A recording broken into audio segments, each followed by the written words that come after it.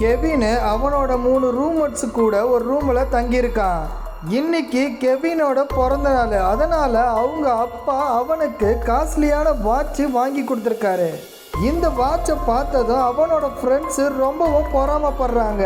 Kevin அந்த வாட்சை அலமாரி மேலே வச்சுட்டு அவன் கொஞ்ச நேரம் தூங்குறான். 2:10 மணிக்கு கெவின் ரூமுக்கு சாமு போகிறான். 2:30 மணிக்கு ஒலிவியாரும் அவன் ரூமுக்கு போகிறான்.